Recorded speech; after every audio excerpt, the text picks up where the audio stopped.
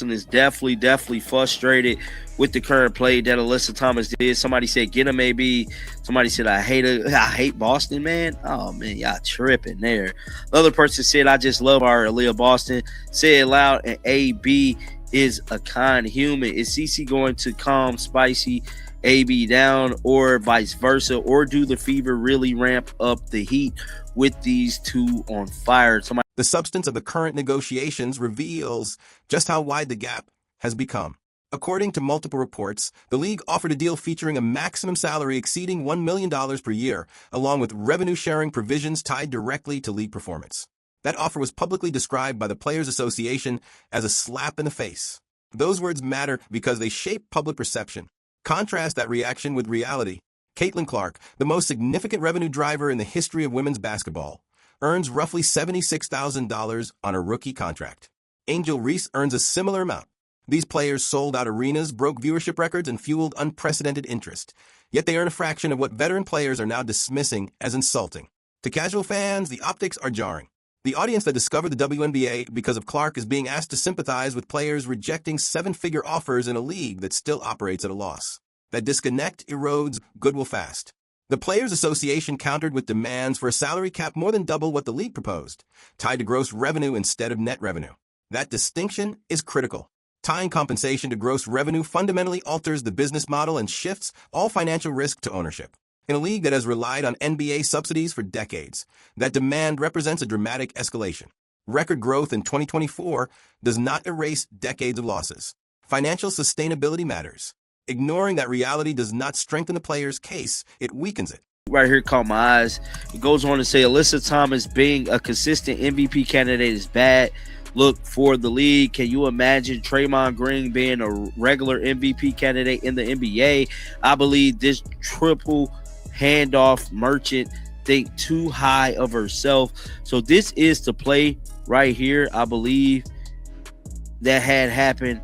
And Aliyah Boston just completely bats her ball down. And, you know, Alyssa Thomas talking trash, man, doing what she does.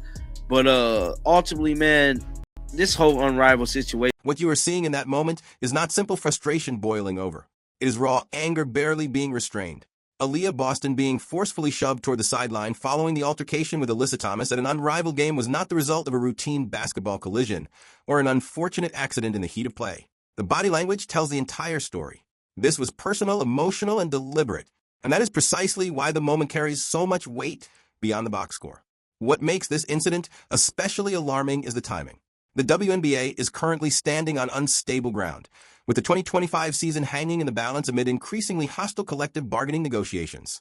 While league leadership and the players' union remain locked in a stalemate, images are circulating of top-tier professionals engaging in behavior that looks closer to mixed martial arts than elite basketball. These scenes are unfolding in half-empty gyms, broadcast to a shrinking audience, at the exact moment the league desperately needs unity, credibility, and public goodwill. This is not just about optics, it is about perception. When casual fans tune in and see star players shoving one another instead of showcasing skill, discipline, and competitive excellence, it undermines the product at the worst possible time. The WNBA is attempting to convince owners, sponsors, broadcasters, and fans that it deserves significantly higher investment and revenue sharing. Yet moments like this send the opposite message, that the league is struggling to control its own environment. Aliyah Boston is not some fringe contributor. She represents the future of the league. Talented, accomplished, and marketable. Seeing her pushed aside in a spectacle that overshadows actual basketball achievement is deeply concerning. This incident did not elevate the league's profile, it diminished it. And it reinforces a growing concern that the league's internal tensions are now spilling onto the court in ways that actively damage its credibility. When a league is negotiating its financial future, every public-facing moment matters. Right now, the WNBA is fighting for legitimacy, stability, and leverage. Scenes like this do not help that fight. They expose a league struggling to balance passion with professionalism at the exact moment discipline and clarity are needed most. What's her accolades looking like? Aliyah Boston Best Basketball Awards, WNBA Rookie of the Year, WNBA All-Star, WNBA Rookie Team, college. She won a national championship. No, she didn't. I win a natty. She got a Naismith Player of the Year, AP Player of the Year, Wooden Award, Wade Trophy Award, Defensive Player of the Year, SEC Player of the Year, 4-time Lisa Leslie Center of the Year, 3-time first team All-American. Aliyah Boston is like that. Now, just like I stated, man, earlier today, there was reports coming out that Kathy Engelbert is trying to take back that 16% from WNBA owners, bruh, because just like I said, I feel like the 16% stake could be what's hurting them from getting the deal done. The Alyssa Thomas situation deserves closer examination because it highlights a deeper issue the league can no longer afford to ignore. This was not a young, inexperienced player losing control in a meaningless setting. Alyssa Thomas is a perennial MVP candidate and one of the most recognizable faces in the WNBA. When someone of her stature becomes associated with excessive physicality, confrontations, and controversy, it raises uncomfortable questions about what the league is actually selling to its audience. The comparison to Draymond Green is not meant as casual insult. It is a branding critique. In the NBA, Green's role is contextualized by a league overflowing with superstar scorers, highlight reel athletes, and global icons. In the WNBA, the margin for error is far thinner. When marquee players become known more for confrontations and craftsmanship, the league risks alienating the very audience it is trying to grow, especially during a period of intense labor negotiations that require public support. What makes this even more frustrating is that the basketball itself was excellent. Aliyah Boston delivered an outstanding performance. 23 points, 6 rebounds, 2 steals, 2 blocks, and efficient shooting. Kelsey Mitchell added 24 points on blistering efficiency. These are elite players producing elite basketball. Yet none of that dominated the conversation. The headline became the shove, the altercation, the drama. This mirrors a troubling pattern seen throughout recent WNBA coverage, where conflict consistently overshadows quality play. That is a branding failure. Fans who tune in hoping to watch high-level basketball leave remembering chaos instead of competence. Sponsors do not invest in instability. Broadcasters do not promote disorder. And casual viewers, those the league desperately needs, do not return for products that feel more volatile than compelling. At a time when the league is arguing that it deserves increased revenue sharing and higher salaries, moments like this weaken the case. The product on the court must support the argument off the court. When it doesn't, credibility erodes.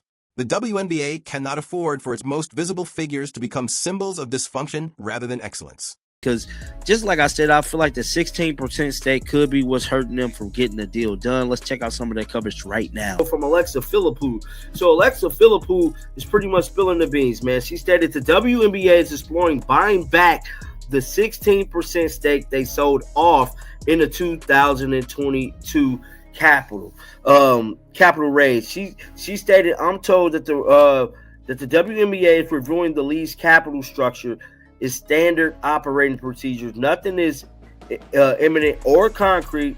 I likely be very expensive if investors even wanted to sell it back." Okay, now here's my theory. Why they trying to buy this back? My theory is because whenever they sold this thing to Aliyah Boston's resume makes the current situation even more troubling. This is not an average contributor or replaceable role player. She's a Rookie of the Year, a multi-time All-American, a Naismith Player of the Year, a Lisa Leslie Award winner, and an SEC Player of the Year. She represents exactly the kind of elite, foundational talent around which leagues are supposed to build their future. Players like Boston should be preparing to lead the WNBA into its next era, not getting caught in chaos fueled by off-court dysfunction. Yet that is precisely what is happening. While Unrivaled presents itself as an alternative basketball platform, it increasingly resembles a hybrid of professional sports and professional wrestling theatrics. Physical confrontations and viral drama are replacing sustained audience growth, and viewership numbers reflect that decline. Meanwhile, the actual WNBA is stuck in a CBA stalemate that threatens to wipe out the entire 2025 season. What complicates matters further is the undeniable conflict of interest embedded within the negotiation process. Two key members of the WNBA Players Association's negotiating committee, Nafisa Collier and Brianna Stewart, are also the co-founders of Unrivaled. If the WNBA season were to be canceled due to a lockout, Unrivaled would stand to benefit enormously as the only professional alternative available to fans and players. This reality creates a perception problem that cannot be ignored. Even if all parties are acting in good faith, the optics are disastrous. It raises legitimate concerns about whether decisions are being made in the best interest of the WNBA as a whole or in ways that advantage parallel ventures. For a league already struggling to maintain trust with owners, sponsors, and fans, this ambiguity is dangerous. Boston and players like her are caught in the middle. They are elite professionals whose careers depend on league stability. Instead, they are navigating uncertainty fueled by internal divisions, competing interests, and escalating rhetoric. If the WNBA loses the 2025 season, it will not be abstract leadership figures who suffer most. It will be the players whose prime years cannot be recovered. Someone said, who was sell? Now, CC gonna explode. Juju coming. Nah, I'll be holding. Somebody said, good. It was necessary at the time, but it's virtually negligent not to buy it back. Yeah, Kathy Engelbert. Just, I don't know, man. I believe that's why they want her gone. But as of right now, that is just an ugly, ugly situation. So the next hottest story that is coming out of the WNBA is this Rebecca Lobo situation. So Rebecca Lobo is worried WNBA players are losing fan support. Yes, she said. This is exactly what Rebecca Lobo has been warning about.